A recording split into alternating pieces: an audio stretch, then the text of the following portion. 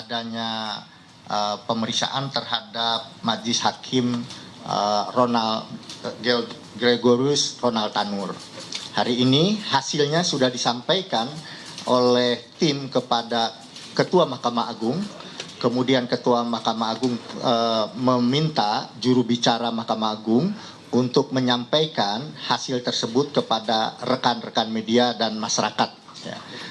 Untuk itu mari kita dengarkan sikap atau rilis dari juru bicara Mahkamah Agung yang mulia Dr. Rianto. Kami persilahkan. Assalamualaikum warahmatullahi wabarakatuh. Ya, teman-teman di media ya, yang tidak bisa saya sebutkan satu persatu. Jadi hari ini saya ingin membacakan hasil pemeriksaan Majelis Kasasi perkara nomor 1466 Kasasi PIT 2014 atas nama terdakwa Ronald Tanur yang telah dilakukan oleh tim pemeriksa yang dibentuk oleh Ketua Mahkamah Agung. Menyikapi maraknya pemberitaan di media elektronik berkaitan dengan dugaan pelanggaran kode etik dan pedoman perilaku hakim oleh Majelis Hakim Kasasi perkara nomor 1466 Kasasi /PIT /2024 atas nama Ronald Tanur, Mahkamah Agung telah membentuk tim pemeriksa khusus yang dipimpin oleh Ketua Kamar Pengawasan Mahkamah Agung RI. Pemeriksaan telah rampung dilaksanakan dan laporannya sudah diserahkan kepada Yang Mulia Ketua Mahkamah Agung RI. Berikut kronologis dan hal-hal penting terkait pemeriksaan yang dapat kami informasikan. Pertama, pemeriksaan dilakukan berdasarkan surat tugas nomor 222/KMA/MT-PW1-3/10/2024 yang dikeluarkan oleh Ketua Mahkamah Agung RI pada tanggal 28 Oktober 2024. Tim pemeriksa terdiri dari 3 orang hakim agung yang diketuai oleh Kamar Pengawasan Wiarso Budi Santiarto, dengan anggota tim pemeriksa Yang Mulia Jupriyadi dan Nur Ediono yang merupakan Hakim Agung Kamar Pidana Mahkamah Agung RI. Pada pemeriksaan tersebut, Sekretaris Mahkamah Agung yang juga merupakan PLT Kepala Badan Pengawasan ditunjuk sebagai Sekretaris Tim Pemeriksa. Dasar pembentukan tim pemeriksa Majelis Kasasi perkara nomor 1466 K PIT 2024 adalah terkait adanya pemberitaan media elektronik yang menyebut ada pemufakatan jahat, suap untuk mengkondisikan perkara kasasi Ronald Tanur. Informasi tersebut juga menyebutkan bahwa ZR sudah bertemu dengan Majelis Kasasi perkara tersebut. Oleh sebab itu, Yang Mulia Ketua Mahkamah Agung RI membentuk tim pemeriksa untuk melakukan klarifikasi dan pemeriksaan terhadap Hakim Agung SA dan ST. Keempat, tim pemeriksa telah melaksanakan pemeriksaan secara maraton mulai dari tanggal 4 November 2024 sampai dengan 12 November 2024. Pemeriksaan dilakukan di 2 tempat, yaitu di Kejaksaan Agung RI dan di Mahkamah Agung RI. 5. Pemeriksaan terhadap ZR dilaksanakan pada hari Selasa tanggal 4 November 2024 di ruang rapat Direktorat Eksekusi Jampitsus Kejaksaan Agung Republik Indonesia, Jalan Sultan Hasanuddin, nomor 1 Kebayoran Baru, Jakarta Selatan, dengan didampingi oleh Ya, saya ulangi, dengan didampingi oleh 2 orang jaksa dari Kejaksaan Agung. Sehingga apa yang ditanyakan oleh tim pemeriksa kepada JR dan apa yang telah dijawab oleh ZR itu semua didengar, dilihat dan diketahui oleh 2 orang jaksa tersebut. Sedangkan pemeriksaan terhadap para terkait dan para terlapor dilakukan pada hari Selasa tanggal 12 November 2024 bertempat di ruang sidang Ketua Kamar Pengawasan B206 Mahkamah Agung Republik Indonesia, Jalan Merdeka Utara, Jalan Medan Merdeka Utara, nomor 9-13 Jakarta Pusat. Yang keenam, tim pemeriksa telah memeriksa para saksi, para terkait dan terlapor, serta dokumen-dokumen yang relevan. Yang ketujuh, dari pemeriksaan tersebut ditemukan fakta hanya Hakim Agung S yang pernah bertemu dengan JR. Pertemuan itu terjadi secara singkat dalam acara pengukuhan guru besar honoris causa di Universitas Negeri UNM Makassar pada tanggal 27 September 2024, yang mana keduanya merupakan tamu undangan dalam acara tersebut. Pada pertemuan esindentil dan berlangsung singkat tersebut, ZR sempat menyinggung masalah kasus Ronald Tanu, tetapi tidak ditanggapi oleh Hakim Agung S. Dan tidak ada fakta pertemuan lain selain pertemuan di UNM tersebut. Adapun Hakim Agung A dan ST tidak dikenal oleh ZR dan tidak pernah bertemu dengan ZR. Bahwa pemeriksaan perkara kasasi Ronald Tanu berjalan secara normal selayaknya perkara kasasi pada umumnya. Putusan kasasi diucapkan pada hari Selasa tanggal 22 Oktober 2024 yang isinya mengabulkan kasasi penuntut umum, menyatakan terbukti dakwaan alternatif pasal 351 ayat 3 dengan pidana 5 tahun sebagaimana dipublikasikan pada portal info perkara Mahkamah Agung RI. Kesembilan, penangkapan Oknum Hakim PN Surabaya terjadi pada hari Rabu tanggal 23 Oktober 2024 atau berselang 1 hari setelah putusan kasasi perkara nomor 1466K PIT 2024 diucapkan. Kesepuluh, kesimpulan dari pemeriksaan tidak ditemukan pelanggaran KEPPH yang dilakukan oleh Majelis Kasasi perkara nomor 1466 Kapit 2024 sehingga kasus dinyatakan ditutup. Demikian hasil pemeriksaan dari tim yang dibentuk oleh Bapak Ketua yang mulia Bapak Ketua Mahkamah Agung. Sudah saya bacakan selengkapnya ya. Terima kasih. Baik, teman-teman media sudah mendengar apa yang dibacakan oleh juru bicara Mahkamah Agung, hasil tim pemeriksaan yang dibentuk oleh Ketua Mahkamah Agung terhadap Majelis Hakim Kasasi perkara Gregorius Ronald Tanur. Tadi pada kesimpulannya bahwa tidak ada pelanggaran kode etik pedoman perilaku hakim yang dilakukan oleh Majelis Hakim Kasasi tersebut.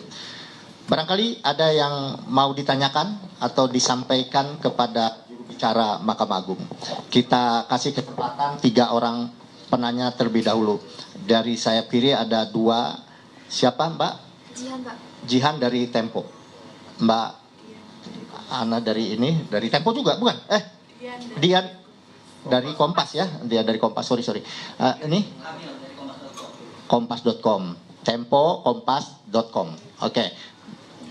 Silakan Mbak Jihan. Pak Yanto mau tanya aja, S yang dimaksud tadi itu Pak Susilo atau Pak Sutarjo? Iya. Yang dimaksud ST adalah Pak Sutarjo. Jadi ZA tidak kenal sama A dan ST. dan tidak pernah ketemu juga. Masih Pak. Ya. Ada S, ada ST ya. Oke, Mbak Dian. Saya Dian Pak dari Harian Kompas Ya. Pak. Pak mau bertanya tadi kan disebutkan kalau Hakim Agung ST itu bertemu dengan ZR ya. S itu bertemu dengan ZR di salah satu acara di kampus gitu di Makassar, dan itu ada pembicaraan mengenai kasus Ronald Tanur. Itu apa boleh dielaborasi Pak, pembicaraannya seperti apa, ada permintaan seperti apa, dan dijawabnya seperti apa Pak oleh Hakim Agung? Jadi berdasarkan hasil pemeriksaan dari tim tadi, salaman terus kemudian menanyakan apakah tentang kasus tadi ya, kemudian tidak ditanggapi oleh yang bersangkutan. Jadi singkat sekali, jadi seperti itu ya. Pertemuan insidentil ya, Ya. bukan direncanakan, tadi sampaikan oleh Yang Mulia. Jadi di lift ditanyakan itu dan tidak ditanggapi oleh Hakim Agung S tersebut. Ya. Dari Mas Kamil silakan. Iya, terima kasih Pak. Tadi penegasan aja, tadi kan pertama antara Hakim Agung S dengan ZR bertemu di universitas ya, karena menghadiri acara begitu ya. Artinya tidak ada tanggapan sama sekali dari Hakim Agung S ke ZR terkait perkara GRT begitu Pak ya. Kemudian yang kedua, mau minta tanggapan Mahkamah Agung soal dugaan yang ditemukan Komisi Yudisial terkait kalau diasumsikan ZR ini mendapatkan 1 triliun, diduga ada 1.000 perkara yang ditangani oleh ZR, dan kalau diasumsikan 1 miliar berarti 1.000 perkara kali 1 majelis hakim itu 3 hakim yang menangani, berarti kurang lebih 3.000 hakim yang diduga terlibat penanganan kasus. Apakah Mahkamah Agung juga turut mendalami dugaan adanya hakim-hakim yang terlibat perkara ZR ini Pak? Terima kasih Pak. Ya, itu kan asumsi ya. Kalau orang hukum kan bicara itu fakta hukum dan evidence kan. Ya itu aja. Ya jumlah hakim agung itu cuma 46. Itu. Hakim di Jakarta itu 5 pengadilan kurang lebih 150. Ya. Artinya kan ya ditanyakan yang memberi asumsi ya. Metodenya seperti apa, teorinya seperti apa kan gitu. Kalau ditanyakan kepada kami ya, hakim itu berbicara dengan fakta hukum dan evidence. Evidence yang sah berdasarkan peraturan perundang-undangan. Ya. Kalau asumsi nanti beda-beda. Orang satu dengan yang lain berbeda asumsinya. Ya, masih. Oke, baik. Sudah 3 orang penanya dari rekan-rekan media. Ada lagi mau sampaikan? 1. Siapa namanya Mas? Wahyu dari Rakyat Merdeka Pak. Wahyu dari Rakyat Merdeka. Ada lagi? Yang lain? Cukup, silakan Mas Wahyu. Pertama terkait ZR ini kan pertemuan dengan Hakim Agung S ini sudah langsung mengkomunikasikan perkara Ronald Tanur. Artinya dia sudah tahu komposisi majelis hakim sebelum kasasi itu diketok kan, karena per September. Artinya dia masih ada akses informasi ke MA atau bagaimana? Atau ada informasi orang dalam? Iya. Kedua, apakah tim pemeriksa MA juga akan memeriksa pejabat PN Surabaya inisial R yang disebut-sebut terkait suap dengan 3 hakim PN Surabaya tersebut? Karena kan ada juga catatan dari penasihat hukum LR ini bertuliskan jatah ketua. Apakah ada alirannya juga? Terakhir, sebenarnya siapa sih Pak pejabat PN Surabaya berinisial R di Tempus 2 Oktober 2023 yang berwenang memilih majelis hakim PN Surabaya untuk kasus sekarang? Ya, terima kasih. Jadi sekarang kan sudah terbuka informasi keterbukaan publik. Jadi perkara itu sudah bisa dilihat, disiap ya Mas ya. Di informasi penulisan perkara itu sudah siap. Dilihat aja websitenya Mahkamah Agung. Perkara ini sudah sampai di mana. Itu setiap hari bisa dicek. Tiap detik majelisnya siapa bisa dilihat, bisa dibaca. Kemudian berkaitan dengan mantan pejabat Pengadilan Negeri Surabaya ya Mas ya, yang berinisial R, itu pimpinan Mahkamah Agung juga telah membentuk tim. Karena yang bersangkutan bukan Hakim Agung, maka timnya juga bukan dari Hakim Agung. Tapi sudah dibentuk tim, tim sekarang lagi proses, lagi berjalan. Jadi kita tunggu saja nanti hasilnya seperti apa. Nanti kalau sudah ada hasilnya juga akan saya sampaikan kepada teman-teman media. Terima kasih. Pak, yang ketiga Pak, Ya. terkait pejabat inisial R ini kewenangannya kan sebagai memilih majelis kasasi. Ini atribusinya apa sih? Ketua apa wakil ketua PM di Tepus Oktober 2020? Ya, kalau itu kan mantan pejabat ya. Dari mantan pejabat-pejabat yang bisa membagi perkara kan antara ketua dan wakil, ya. Antara ketua dan wakil. Jadi saya sendiri belum tahu apakah yang bagi ketua, apakah didelegasikan ke wakil. Kalau kita baca pedoman buku 2 kan ketua bisa mendelegasikan kepada wakil untuk membagi perkara. Sehingga apakah yang di Jawa Timur tadi ditunjuk sendiri atau didelegasikan masih kita dalami. Karena tiga-tiganya R semua inisialnya. Ya kan pejabatnya RR semua inisialnya. Sehingga akan kita dalami. Nanti kita sampaikan ke beliau, ke saudara sekalian ya. Biar juga yang RR tidak terlibat biar tahu juga gitu ya. Itu ada lagi nggak? Oke, sudah cukup atau ada yang Jihan mau perdalam lagi? Silakan. Pak, mau tanya lanjutan tadi untuk temuan 920 miliar. Sebelumnya sebenarnya kejaksaan udah bilang kalau di antara perkara itu 920 miliar itu perkara yang ditangani ZR waktu menjabat sebagai MA itu juga ada tim khusus nggak yang mendalami itu? Ya, kalau berkaitan dengan barang bukti, ya itu kan sebagai barang bukti. Itu proses hukum murni. Itu diserahkan sepenuhnya kepada penyidik. Jadi tim ini hanya melakukan pemeriksaan dari segi etiknya saja. Proses hukumnya diserahkan kepada penyidik. Nanti kalau penyidik sudah melalui penuntut umum sudah melakukan pelimpahan perkara ke persidangan, nanti akan dibuka seluas-luasnya di persidangan. Tentunya akan dibuka oleh hakim, oleh jaksa, oleh pengacara, asal-usul uang itu, dan juga dari mana untuk siapa, tentunya akan berkembang di persidangan yang terbuka untuk umum. Ya, akan leluasa kalau di sana Bapak Ibu, saudara-saudara sekalian akan lebih leluasa mendengar di sana. Karena kalau sidang sudah terbuka untuk umum, semua bisa bertanya. Artinya semua majelis bisa menggali, penuntut umum bisa menggali, penasihat hukum terdakwa juga bisa menggali. Ya, itu ya. Oke, masih ada? Oke, silakan. Dari? Selamat pagi, Damar dari IDN Times. Oke. Tadi kan disebutkan kalau ada pertemuan di penganugerahan guru besar di UNM Makassar ya. Itu kalau boleh tahu itu siapa ya? Guru besarnya siapa dan kapan ya pertemuannya itu? Ya. Terima kasih. Cuman di dalam pemeriksaan tim ini tidak disebutkan namanya ya. Jadi hanya menghadiri pengukuhan guru besar, ini poin 7 kalau salah sih. Ya, saya ulangi kembali biar jelas ya. Karena ini hasil pemeriksaan tim, saya nggak bisa menambah dan mengurangi ya. Nanti poin 7 ya. Dari pemeriksaan tersebut ditemukan fakta hanya Hakim Agung S yang pernah bertemu dengan ZR.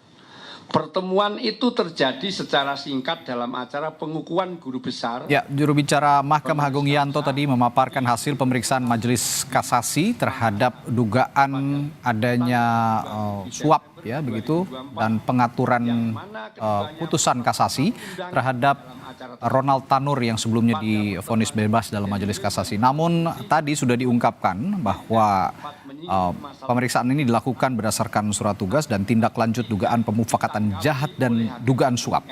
Dan dinyatakan dalam hasil pemeriksaan Majelis Kasasi bahwa yang diduga sebelumnya melakukan ini Hakim Agung berinisial ST yang kemudian diungkap Hakim Agung Sutarjo ini dinyatakan tidak melanggar kode etik pedoman hakim. Dan ini didasarkan pada pemeriksaan Majelis Kasasi bahwa Hakim Agung Sutarjo dinyatakan tidak pernah bertemu dan tidak kenal dengan Zarof Rikat, seorang mantan pejabat di Mahkamah Agung yang diduga kuat menjadi maklar kasus-kasus besar dalam mahkamah yang ditangani oleh Mahkamah Agung. Ketua Majelis.